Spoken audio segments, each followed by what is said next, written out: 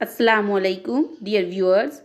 आज की वीडियो है पर्सनल प्रोनाउंस के बारे में। इसमें हम पर्सन्स को डिस्कस करने वाले हैं। व्यूअर्स, जैसा कि आप जानते हैं, they, it, she, he, you, I and we pronouns हैं।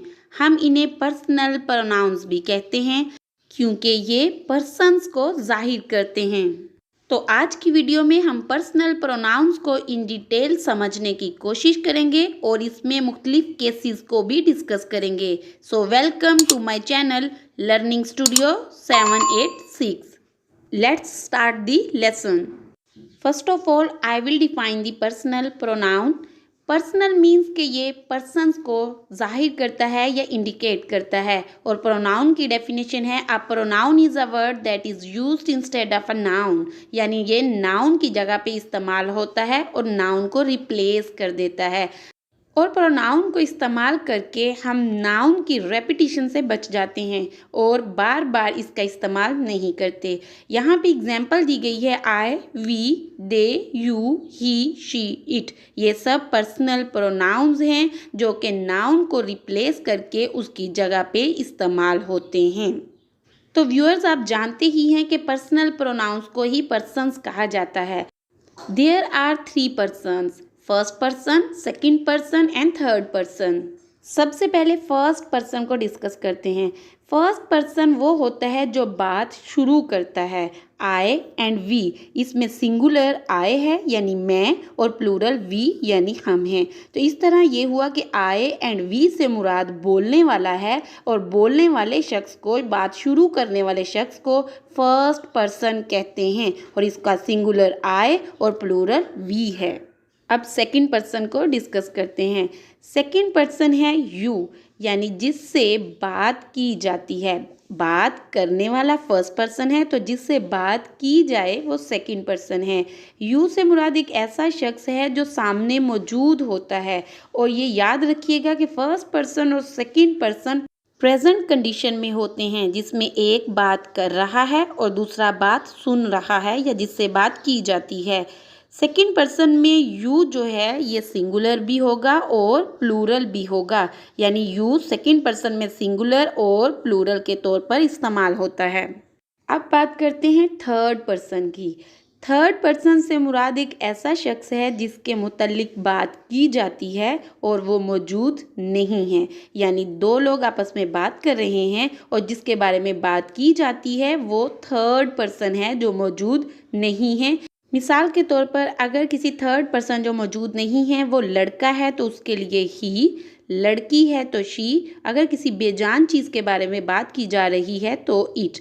लेकिन अगर थर्ड पर्सन जो मौजूद नहीं है वो प्लूरल है, यानी ज़्यादा लड़के हैं, ज़्यादा लड़कियां हैं या फिर ज़्यादा चीज़ें हैं, तो उनके लिए प्लूरल वर्ड जो यूज़ होगा वो है दे। तो हमें पता चला कि दे थर्ड पर्सन प्लूरल है। तो व्यूअर्स, आप अच्छे से समझ चुके हैं कि फर्स्ट पर्सन है वो शख्स जो बात करता है, वो सिंगुलर और प्लूरल हो सकता है, यानी आई और वी। सेकंड पर्सन जिससे बात की जाती है और वो सामने मौजूद है वो है सेकंड पर्सन, और सेकंड पर्सन सिंगुलर और प्लूरल यू है। और थर्ड पर्सन वो शख्स है जिसके बारे में बात की जाती है और वो मौजूद नहीं है, इसका सिंगुलर है ही, शी, इट और इसका प्लूरल दे है। व्यूअर्स, अब हम पर्सन्स के केसेस को डिस्कस करते हैं कि पर्सन्स सेंटेंसेस में किस तरह से यूज़ हो सकते हैं। अगर पर्सन्स चेन ऑफ सेंटेंस में सब्जेक्ट के तौर पर यूज़ हों तो उसे सब्जेक्टिव केस या फिर नॉमिनेटिव केस कहा जाता है, और यही पर्सन्स अगर ऑब्जेक्ट के तौर पर यूज़ हों तो उसे ऑब्जेक्टिव या फिर एक्यूजेटिव केस कहा जाता है। नेक्स्ट हम पोजेसिव एडजेक्टिव्स और पोजेसिव प्रोनाउंस के बारे में भी जानेंगे और इनको सेंटेंसेस की मदद से समझने की कोशिश करेंगे। First person, second person, third person और केसेस ऑफ पर्सन्स को एक चार्ट की मदद से बहुत अच्छे से समझा जा सकता है। So let's begin. चार्ट में देखिए कि रोज और कॉलम बने हुए हैं। यहाँ पे first person, second person, third person, singular और प्लूरल फॉर्म दिखाई गई है। साथ ही साइड पे nominative case, objective case, possessive adjectives और पोजेसिव प्रोनाउंस हैं। चलें सब्जेक्टिव यानी नॉमिनेटिव केस से स्टार्ट करते हैं।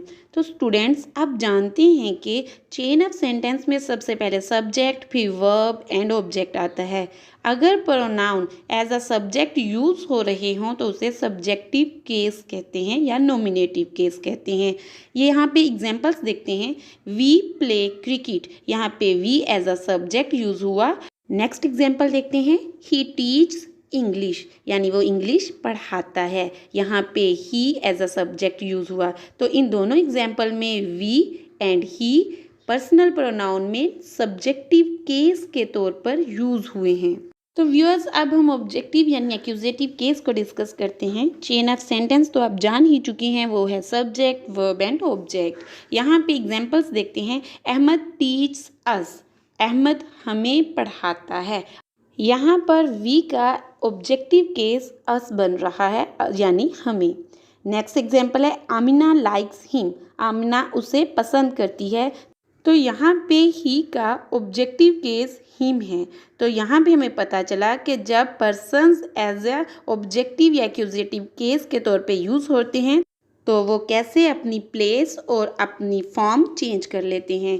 अब हम पोजेसिव केस को डिस्कस करेंगे। पोजेसिव केस में दो चीज़ें बहुत अहम है, वो है पोजेसिव एडजेक्टिव्स और पोजेसिव प्रोनाउन। इसमें थोड़ा सा डिफरेंस है, वो हम इसी वीडियो में समझने की कोशिश करेंगे। हकीकत में पोजेसिव एडजेक्टिव और पोजेसिव प्रोनाउन जो है वो प्रॉपर्टी पोजेशन शो करते हैं। इनका मेन मकसद प्रोनाउंस की मलकियत शो करना होता है। पोजेसिव एडजेक्टिव्स जब भी यूज़ होते हैं तो इनके फौरी बाद कोई ना कोई नाउन ज़रूर आता है, यानी पोजेसिव एडजेक्टिव्स प्लस नाउन, और ये प्रॉपर्टी पोजेशन शो करते हैं। एग्जाम्पल देखते हैं। दिस इज़ माई पेन, ये मेरा पेन है। तो माई पेन यानी कि ये पेन मेरा है। नेक्स्ट एग्जाम्पल में है इट इज़ योर कार, ये तुम्हारी गाड़ी है।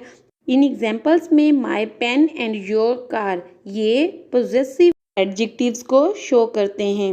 अब हम लास्ट पे पोजेसिव प्रोनाउन को डिस्कस करने वाले हैं। पोजेसिव प्रोनाउन हमेशा पोजेसिव एडजेक्टिव्स और इसके बाद आने वाले नाउन की जगह पर इस्तेमाल होते हैं, यानी कि ये पोजेसिव एडजेक्टिव्स और नाउन को रिप्लेस कर देते हैं और इनके बाद कोई भी नाउन इस्तेमाल नहीं होता। एग्जाम्पल से समझने की कोशिश करते हैं। This pen is mine, my pen की बजाय माइन यूज़ हुआ। This car is yours, your car की बजाय योर्स यूज़ हो गया। तो ये हैं पोजेसिव प्रोनाउंस। तो व्यूअर्स मैं उम्मीद करती हूँ कि आपको फर्स्ट सेकंड थर्ड पर्सन और इसके केसेस अच्छे से समझ में आ गए हैं। तो इसी के साथ इस वीडियो का इख्तिताम होता है।